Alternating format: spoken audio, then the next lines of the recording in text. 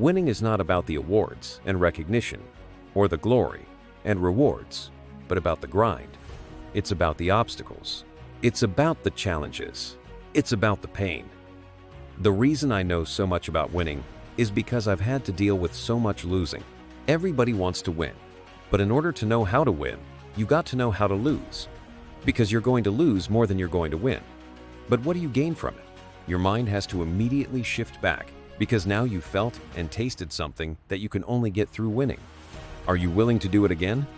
Kobe said, "You have to be obsessed with whatever your win is. Be all in." 3 greatest lessons I learned from competing, accountability, and then winning at all levels. Winning at all levels? You just don't win in one arena. You have to win in all areas. In your sports. You win in business. You win in your personal life. Other people win because you win. It isn't just about you. It's about being able to pull everyone around you and show them what it feels like to win. And this isn't about sport athlete like Michael Jordan, like the late great Kobe Bryant, Dwyane Wade. This is about having the mindset to win. When you fail, your feelings give you excuses. Your mind makes you more resilient. You look at when Kobe, his first playoff series, he had this horrible game where he shot like 4 or 5 straight air balls. Now, he could have came back next year and said, "I got to prove everybody else. Man, you're too young. Why'd you take me?" No, he was just like, "You know what? That's on me. It is all about you. I have to own that moment. Now, I got to prove to myself I can overcome this because now everybody else is doubting me, but I can't doubt myself." Everybody told MJ, "Don't go to North Carolina. You'll never play. You shouldn't be here." And Michael went out and he said, "I don't need to prove to coach. I don't need to prove to Buzz. I need to prove to myself that I belong here. I always say you can have fear, but you can't have doubt." Opportunity. You have an opportunity of a lifetime. When you understand you have an opportunity, you play a little different. I got an opportunity. You got an opportunity. So here's the deal. When you have an opportunity, why would you give 80%? Why would you give 80%? 70%? Why wouldn't you always give 120%? It's life. It's your future.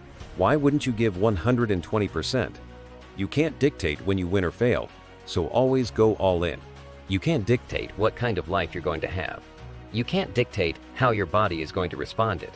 You can't dictate how your body is going to respond to moving around, but you can dictate your what.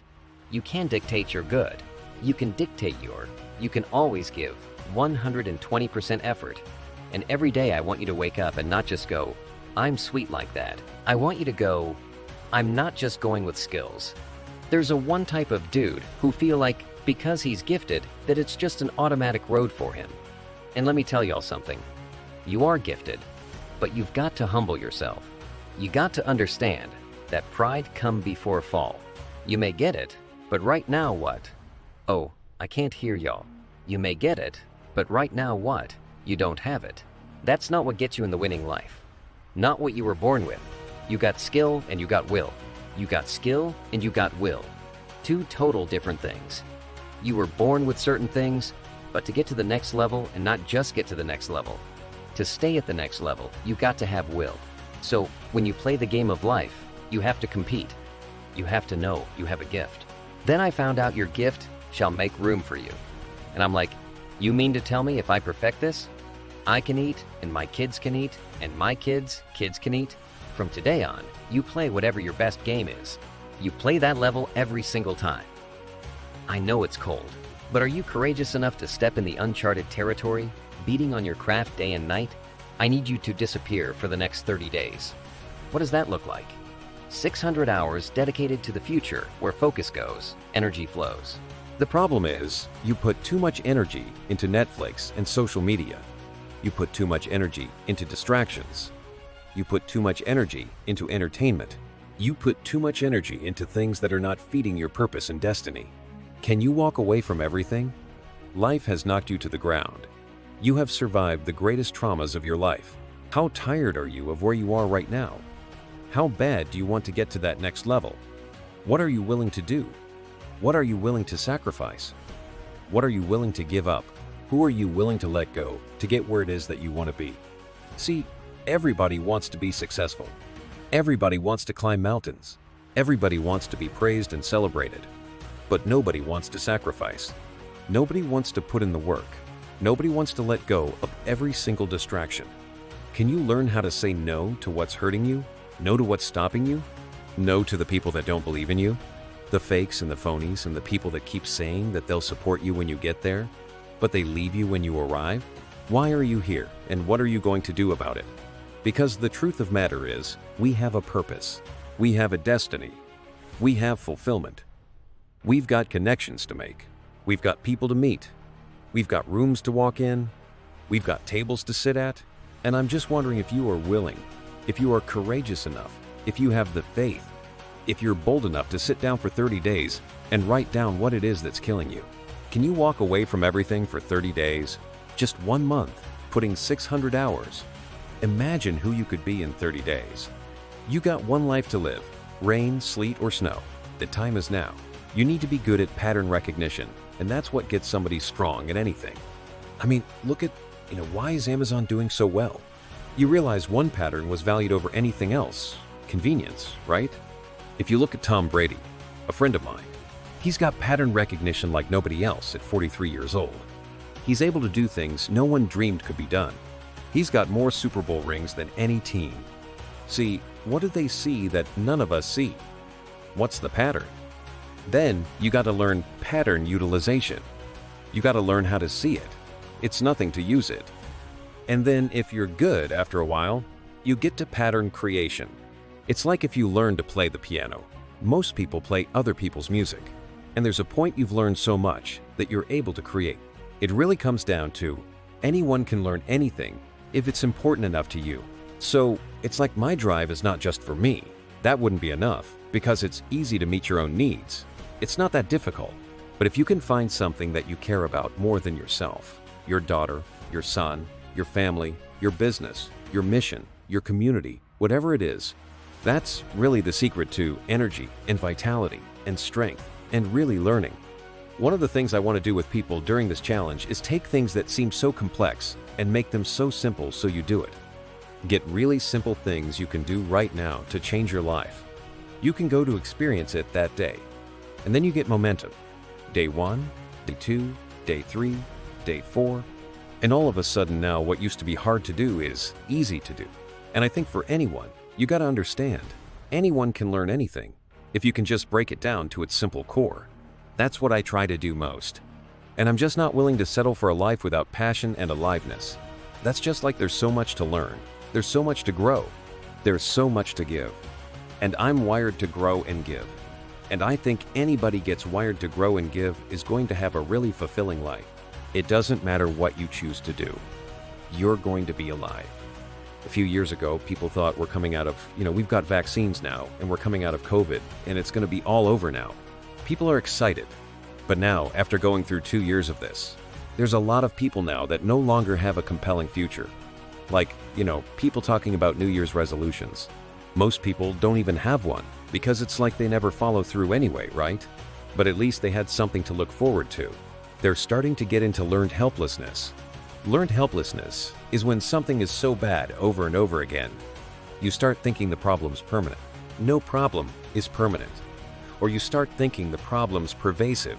Because I haven't handled my finances, my whole world's over. Because my relationship's bad, my whole world's over. Your life is bigger than that. My goal right now is to shake that up for people. People need a new perspective, and you can't do it by just sitting and thinking. You've got to move your body. You've got to change your energy and your focus. But if I get you into a higher state of being mentally, emotionally, physically, then all of a sudden, you start remembering who you are, and you start coming up with answers that you never even thought were possible before. The idea of remembering who you are is something incredibly powerful. There was a Batman cartoon where he gets amnesia, and he gets put in like a camp, basically, a work camp, and he can't get out, and he feels stuck and weak and, afraid. And then something happens. I don't remember what. Triggers his memory, and he remembers that he's Batman. Just in remembering that he's Batman, he then takes the actions to fight his way out. And look, I know it's a cartoon, but that has always resonated with me. And whenever I'm feeling anxious about something, I always tell myself, remember who you are. But you're really talking about the most important concept in lasting change: identity. We all define ourselves in certain ways. So you start where you are and you do what's in front of you, do what's next, and you keep growing until you start to discover, hey, this is my real passion, and it can change. People go for 5, 6, 7 years, and then they usually question their business, their career, their body, their relationships. And then one of two things happens. They change direction and feel renewed, or they go, no, I got a great deal here. What the hell is wrong with me?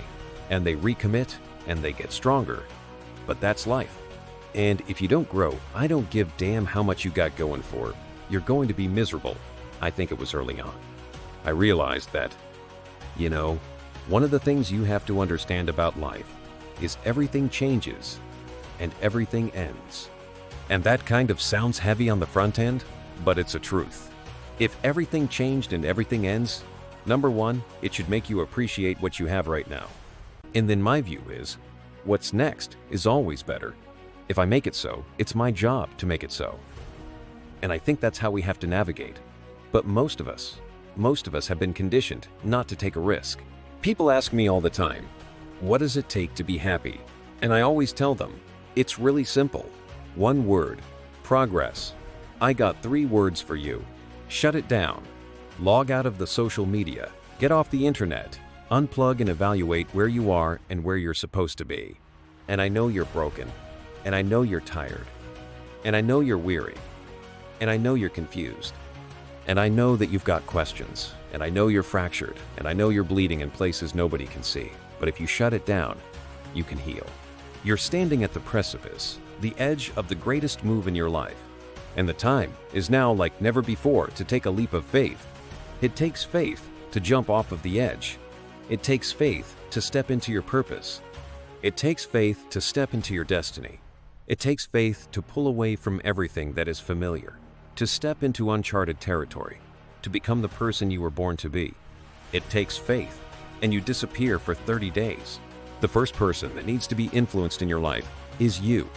It's you. You can't lead anybody.